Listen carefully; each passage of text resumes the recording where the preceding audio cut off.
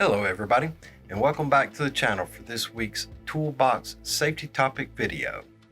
Before we get started, make sure that you give me a thumbs up down below here to encourage me to make more videos of this type. Also, subscribe to my YouTube channel where you will find additional videos of this nature, along with other safety related videos and leadership training videos. Well, let's go ahead and get started.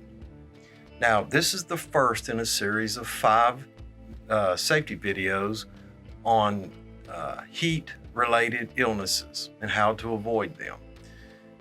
In this video, we'll be talking in general. We'll be talking about how to avoid heat-related illnesses and what to do if we recognize a heat-related illness.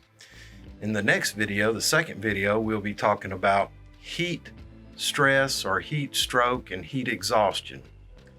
And in the third video of the series, we'll be talking about heat cramps and rashes. In the fourth video, we'll be talking about nutrition and hydration. In the fifth and final video, we'll review what heat-related illnesses are, how to prevent them, and how to react to them if we have someone fall ill due to the heat on our job site. Well, let's go ahead and get started. Today we want to talk about learning how to avoid heat-related illnesses and death. The human body is normally able to regulate its temperature through sweating until it is exposed to more heat than it can handle. Heat exhaustion and heat stroke can escalate quickly, rapidly, leading to delirium, organ damage, and even death.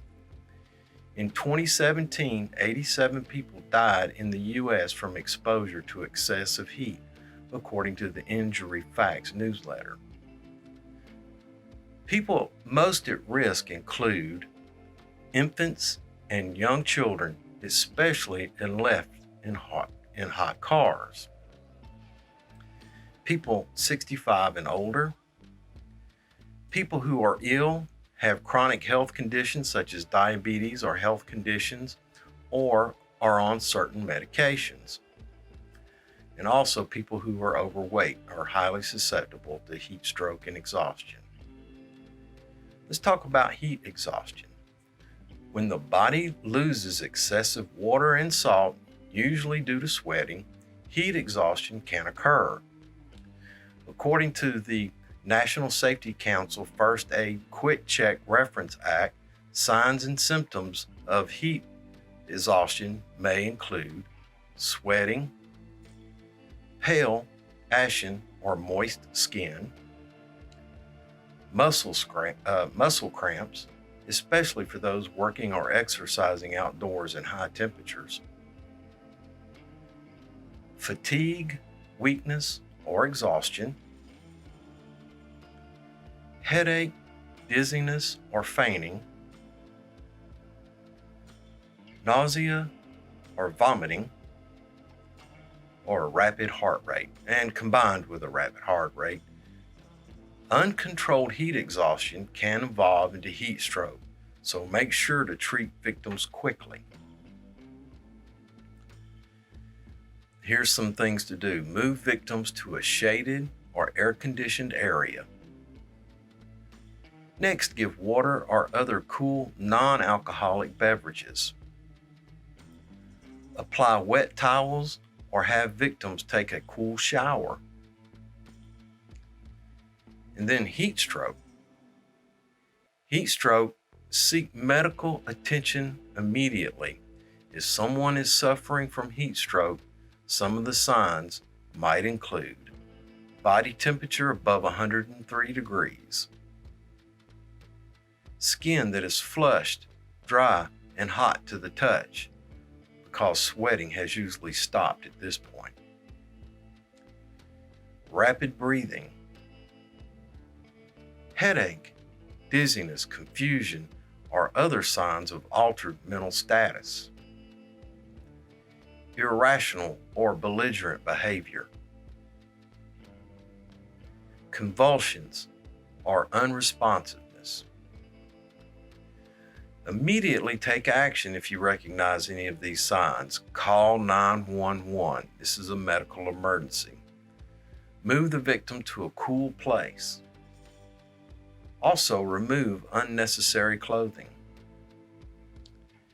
And then immediately cool the victim, preferably by immersing up to the neck in cool or cold water.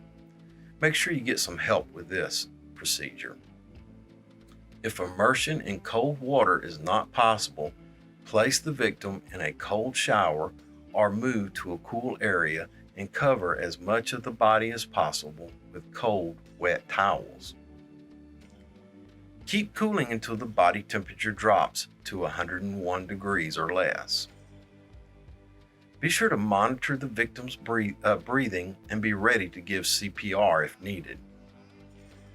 Some of the things that we do not do are force the victim to drink liquids, nor do we want to apply rubbing alcohol to the skin, and never allow the victim to take pain relievers or salt tablets. The best way to avoid heat-related illness is to limit exposure outdoors during hot days. According to the Centers for Disease Control and Prevention, air conditioning is the best way to cool off. Drink fluids even if you don't feel thirsty, and avoid alcohol. The rule of thumb is 8 glasses of water a day. If you're working in the sun, you should double, triple, or quadruple that amount. Wear loose, lightweight clothing and a hat. Also, replace lost salt from sweating by drinking fruit juice or sports drink. Now, don't overload on the fruit juice or sports drink. Maintain a lot of water. Avoid spending time outdoors during the hottest part of the day, and that's normally from 11 a.m. to 3 p.m. Wear sunscreen.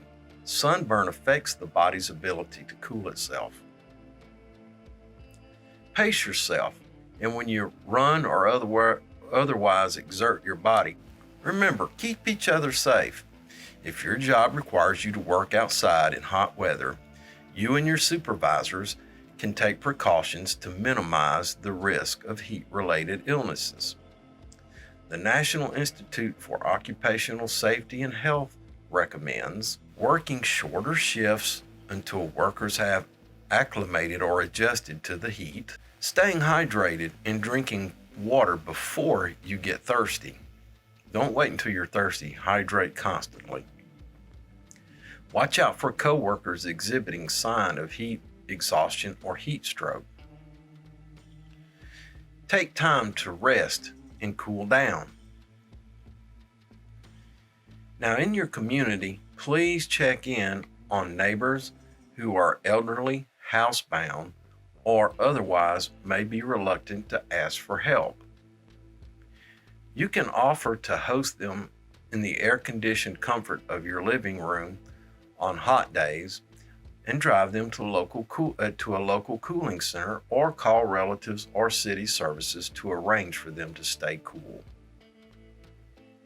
Now, these are some basic guidelines that I've covered. There's a multitude of them that we'll be covering over the next 4 videos.